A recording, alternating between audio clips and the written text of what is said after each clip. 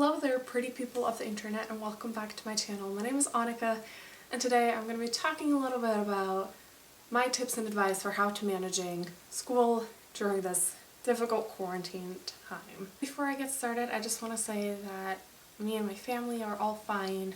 We're still healthy, we're very stressed out about the situation, but I think that's the same for everyone. Yeah, even the cat is a little stressed out, as you can hear. And I hope the same is true for you and your family, that you're all staying safe and healthy, both physically and mentally, during this time. My first advice is what you're hearing everywhere currently, and that is to be kind to yourself.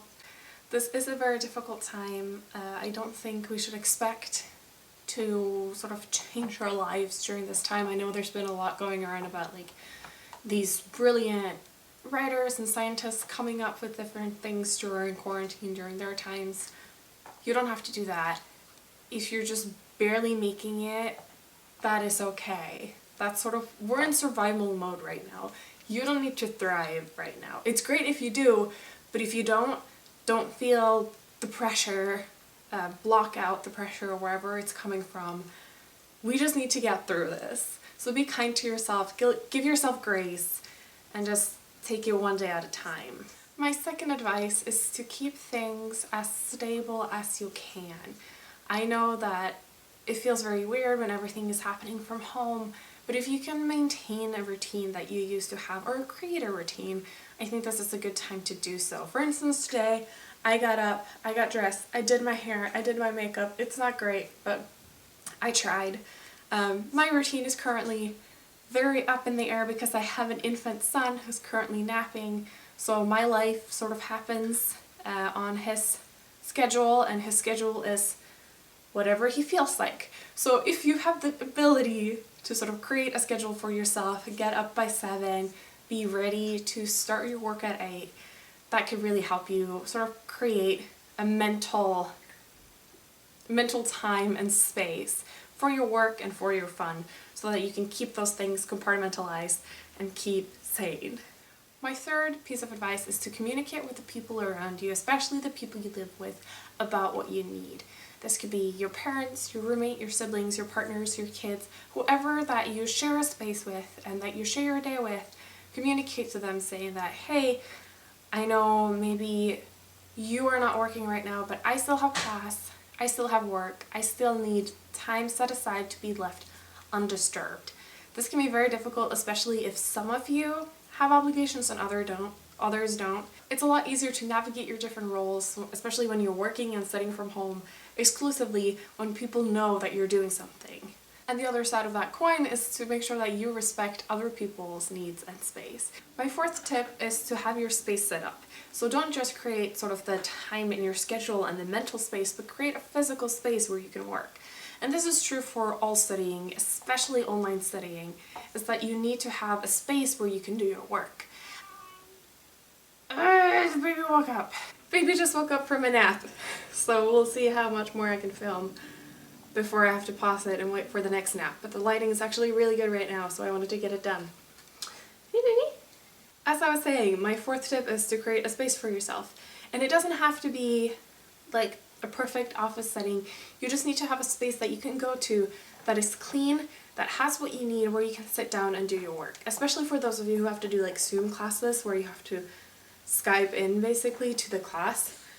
You want to feel like you can sit down in the same spot and have everything you need for that session. My fifth tip is a little comprehensive, and that is to have a to-do list for every day, like with the things you want to achieve and need to get done. Yeah, the things you need to get done, but don't make it bigger than you would normally have it. As I said before, this isn't the time, at least not for everyone, it's not the time to learn all the different languages and read all the books and do all the great things. This is a time where you need to survive. And that's the same for your school. My advice would be, do sort of the bare minimum that you need to get by. Don't try to do more than you would do in a normal day if you were to attend class in person. Don't think that you need to write all your essays and do sort of all that work and take classes in the same day, because if you were to physically go to class, you wouldn't ask that of yourself. So don't ask that of yourself now. My sixth tip, and this is something I really like to do, is to virtually study with people. So there's a lot of YouTube channels here that have sort of study with me sessions, both live. There's a lot that are always live and a few that are recorded from live sessions. I do this every once in a while. I've been having a few issues lately. I've been trying to do it a few times, but YouTube like shuts it down like 5 minutes in and says I'm using copyrighted music, even though I'm not using music at all because I don't want to get these issues. So I'm struggling, but I'm trying to set up a few study sessions that will hopefully work. I will link in the description box below to a few channels and a few playlists with some of my favorite study with me virtual study sessions. What is going on here? I have like the whole zoo right here. If your friends are also in school, try to set up some FaceTime or Skype sessions with them where you just sit down and study together but apart, because self-isolation is important, but we still need that human contact.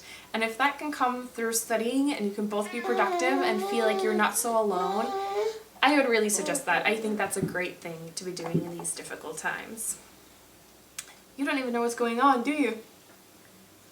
Yeah, you're just a baby.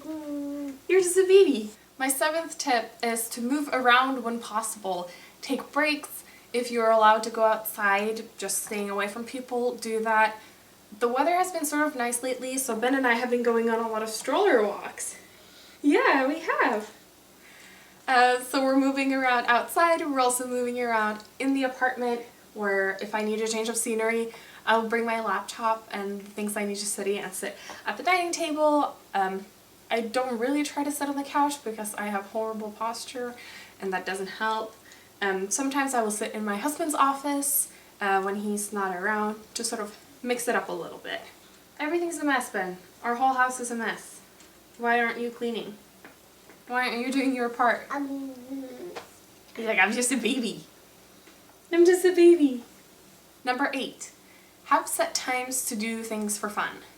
This can either be like actual time, like after 5 o'clock or whatever time you're not going to do homework and not going to feel guilty about it, or after you're done with your to-do list for the day. If you need a little bit more of a flexible schedule like I do. But it's important to schedule fun and schedule a time to take a break. And I think the breaks we need now are a little different than before. I would say try to stay away from a lot of social media because it's a constant reminder of what's going on and it can be a little exhausting. So I try to take break, especially from Facebook, because Facebook's so overwhelming with everything.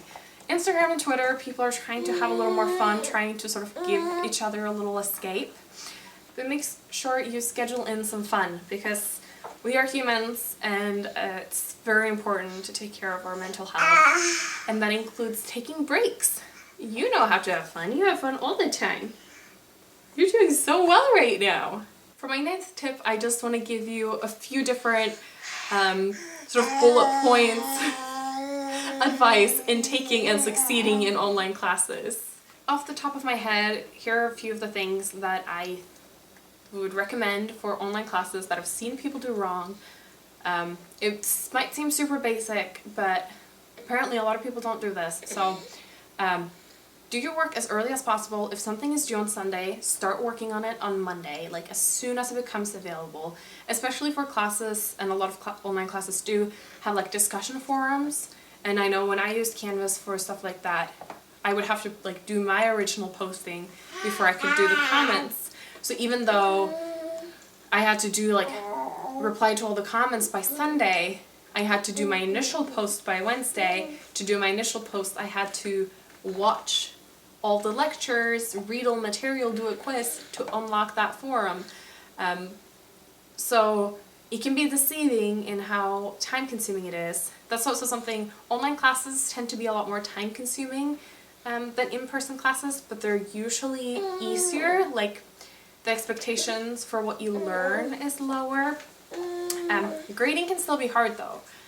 I don't remember almost anything that I learned from my online classes, so if it is a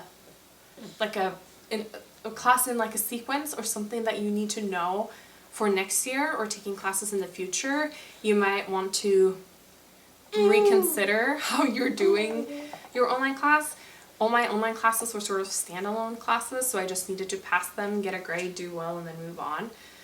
But if you have to take like a physics 212 and then in the fall you need to do like 213 or whatever, trying to make up numbers as I go, then you might want to study harder than you need to do well in the class so that you actually learn the material and don't struggle again in the fall when we hopefully return to taking classes in person.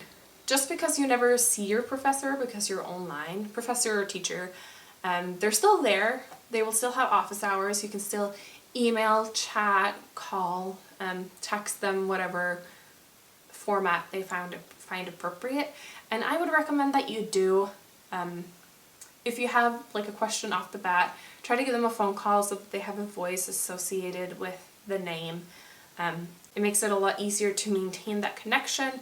And yeah, usually if something happens down the line, people are usually a lot more inclined to help you if they know you and if they know what's going on. Do you have any advice, Ben? My final tip is the same as the first. Just be kind to yourself. I need constant reminders, which is why I'm constantly reminding you guys right now. It's difficult. It's a hard time. I know I'm struggling a lot with like my mental health during these times. Everything is so uncertain. It really stresses me out. I feel horrible for having brought a kid into the world just to face a pandemic. My career is sort of up in the air. Everything is super unstable and it's really scary. And yeah, it's really scary. So I take stability where I can find it. For me, being able to do my homework can feel very satisfying because it is like a clear objective. It's like a clear task that I'm getting done and something that I feel I have control over. While other times it feels overwhelming. And when it feels overwhelming, I step aside. I try not to deal with it. But I find that it is something that makes me feel like I am still moving forward with my life and that I have control over certain things, and those things I will take charge of. Hey. Hey. I've probably already said it 10 times, but I hope you all are well and that you're taking care of yourselves and each other. Make sure to reach out to friends and family and maintain some sort of normalcy that way, and try to find other things to talk about. Watch a TV show with friends, do like the Netflix party thing, have a wine night over Skype or like a coffee date with your classmates. Try to figure out ways to stay in touch with people, normal touch with people, but from a distance, right? I was gonna say stay sexy and don't get murdered. That's not my ending.